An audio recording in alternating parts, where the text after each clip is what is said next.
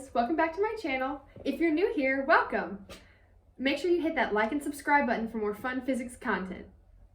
Today, we'll be investigating the magnetic fields of a bar magnet. We're examining how the distance away from a magnet affects the magnetic field on an object. Let's get started. When you look at the magnetic field equation, a couple things pop out that might give us insight into what happens during this experiment. Notice that the denominator of the equation has r, the displacement from the source of the magnetic field. Since that value is in the denominator, as the distance from the magnet increases, the magnetic field should in turn decrease. When setting up my experiment, I used a magnetometer on my phone to measure the magnetic field. I oriented my phone to face north and put a ruler under it to use as a reference. I set up my bar magnet at the end of the ruler.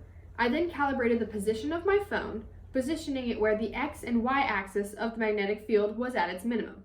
I kept track of these orientations with tape.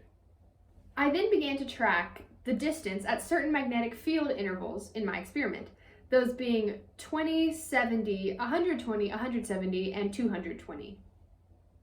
I did 3 trials of each and averaged them before plotting my data on a graph. Obviously, when you look at my linearized graph of my data, you can see that there are some issues. There was definitely some interference from other magnetic fields as the data was being collected that led to it malfunctioning. My graph shows the magnetic field increasing as the distance increased, but when comparing my data to those of my classmates and past students, they all show the magnetic field decreasing.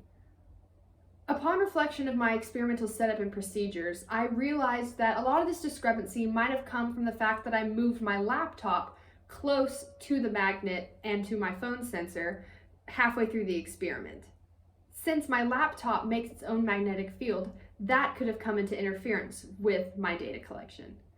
Additionally, due to the weather that's been going on outside the past couple days, I had to do my experiment inside, which means I was in close proximity to a lot of things that could also be creating a magnetic field. Based on my research and talking to other people who did this experiment, I determined that the magnetic field would decrease exponentially as the displacement increased. After analyzing the on-axis magnetic field, I decided to also take a look at the off-axis magnetic field. To do this, I translated my phone up the same distance it was translated over and tracked the x, y, and z components of the magnetic field. I found that the off-axis magnetic field was less than the on-axis magnetic field. I then calculated the magnetic dipole moment of the magnet using the Biot-Savart law.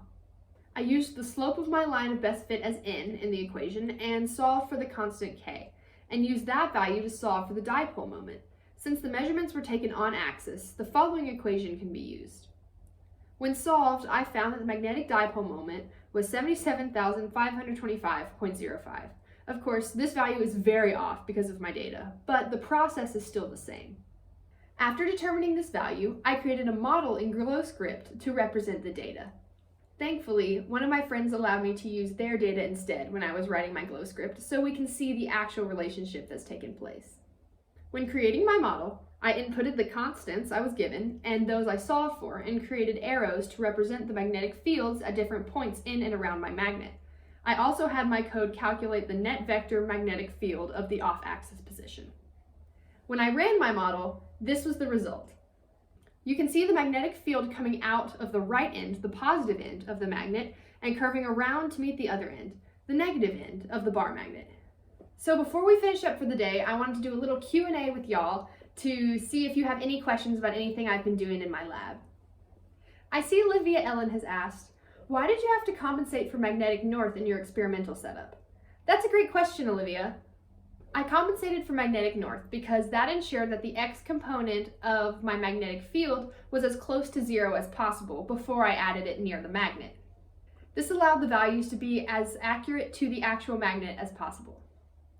I see Michael Harden has asked, what would happen if you put 2 magnets end to end in this lab instead? You know, that's a very interesting point, Michael.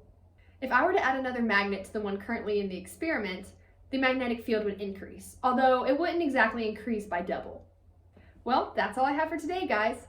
Hope you enjoyed learning a little bit about magnetic fields, and tune in later for more fun physics content.